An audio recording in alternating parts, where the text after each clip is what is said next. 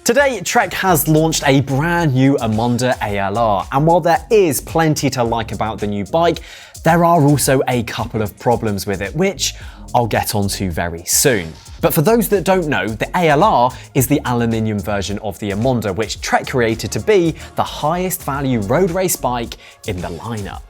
Before we get onto its problems, let's take a look at the changes to this new model. Firstly, Trek has swapped out the press-fit bottom bracket in favour of a threaded T47 unit. The frame is now claimed to be lighter than it ever was before. So, to put some numbers to that, the new frame set weighs a claimed 1,667 grams, while the outgoing version came in at a claimed 1,910 grams, around a 250 gram difference. Now, while that does sound good, and it is, the full build weights are slightly less impressive. The ALR5 mechanical Shimano 105 build is only maybe 40 grams lighter, which on a bike that totals 9 kilos isn't going to be noticeable.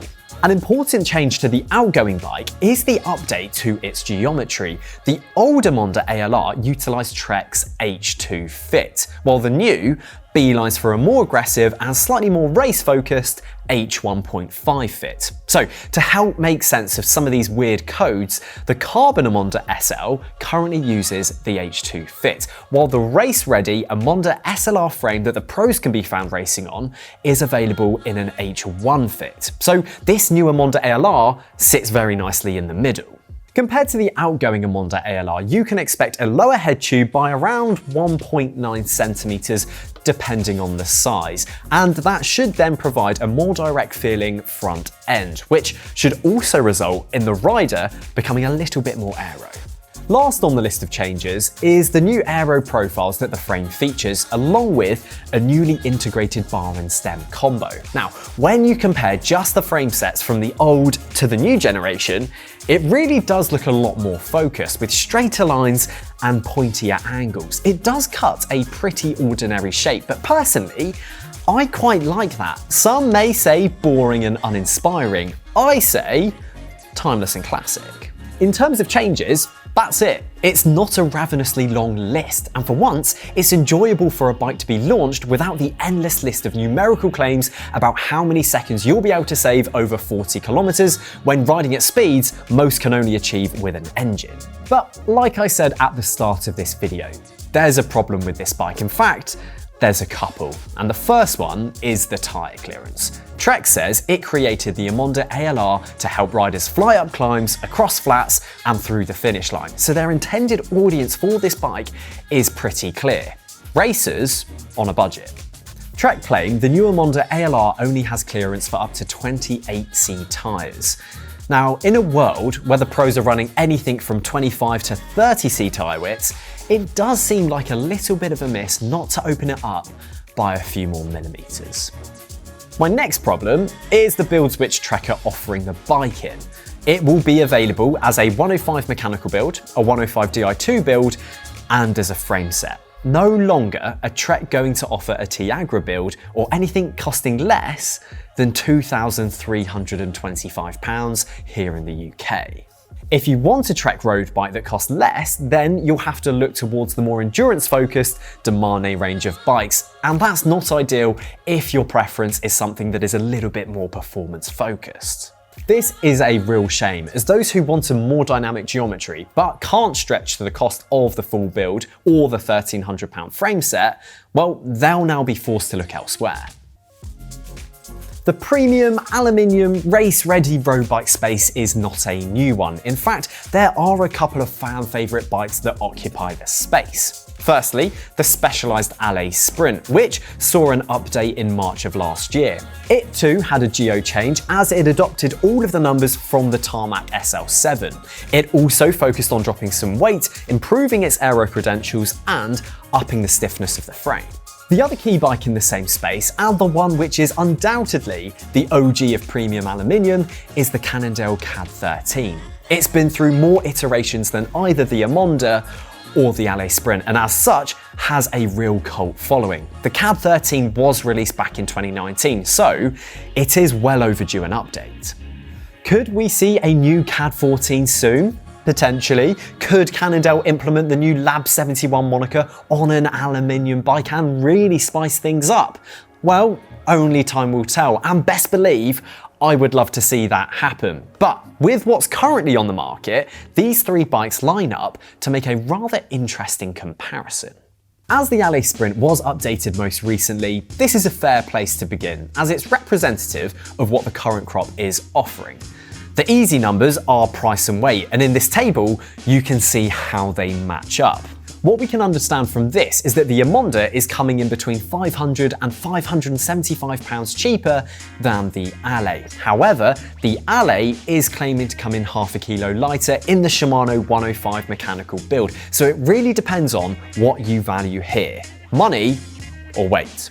The good thing from Specialized though is that it currently offers an Allez which does embody a lot of the same characteristics as the Sprint but at a lower price.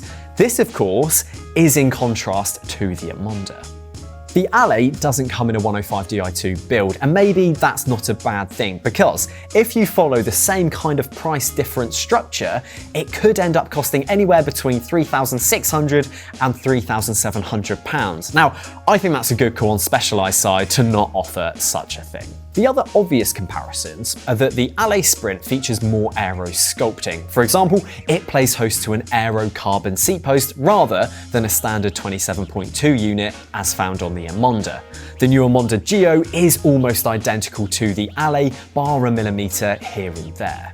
The biggest difference is that the Allez has a 6mm lower front end, which will help the rider get a little bit more aero. But the same effect can be achieved on the Emonda with the addition of a greater negative dropped stem.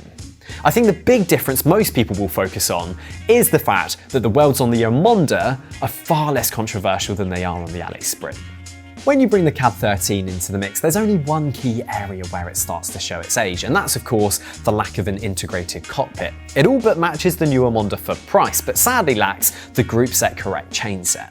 Cannondale has not claimed a weight for the Caad13 Disc 105 build, so it is hard to compare it against the other bikes. And sadly, it no longer offers the Caad13 as just a frame set to more easily allow consumers to create their own builds. And I believe it's that latter reason that's meaning that we're seeing less of the Caad13 amongst the junior road racing ranks, resulting in that scene really adopting the Allez Sprint, despite the higher costs. To define a clear winner is tough, but I'm gonna give it my best shot. When you boil it down, the aim of all of these bikes is to be a budget race bike. For that very reason, on paper at least, I think the Emonda takes the win. It may be half a kilo heavier than the Allez Sprint as a full build, but it is around £500 cheaper. And if you put that saving towards some swanky racy wheels, you'll have instantly made up for that extra weight. The Caad13 is very good. However, the fact that it is not available as a frame set makes it harder for that custom build market to adopt. Now, you may all be shouting at your screens, getting ready to type up a furious comment surrounding the cost of these bikes. No doubt, there will be people telling me that for the same price, you can go out and buy yourself something made of carbon fibre, and you're absolutely right, you certainly can. For example, the Vitus Xenium, or the Giant Defy Advance 2, which dons a Shimano 105 group set. My response to that is, why do you want carbon fibre? If it's for weight, then you may be disappointed. The Giant Defy comes in at a claimed extra 100 grams compared to the Emonda in the same specification. If it's for the improvement in ride feel, then yes, you may have a point. But if your objection solely resides in the fact that an aluminium bike should just not cost that much money, then I would remind you that top-end aluminium is better than value carbon. It will be stiffer, it will last much longer as long as you keep it clean. In some cases, it will be lighter, and if you crash it, it won't shatter into a whole bunch of fragments. And there is the chance that in some cases, the quality control and manufacturing process will be better. I won't claim that the new Emonda ALR is perfect. I really would have loved to have seen more build options, and clearance for a minimum of 30C tyres. But for those who want to go racing and don't want to drop £5,000 plus on a carbon equivalent, this really is a very enticing new addition to the market. Let me know your thoughts on the new top-end aluminium bike down below. What would you opt for? An Allez Sprint, a new Emonda, or a Caad13? If you enjoyed the video, then please do drop it a like, subscribe to the channel for more content, and I will see you again very soon.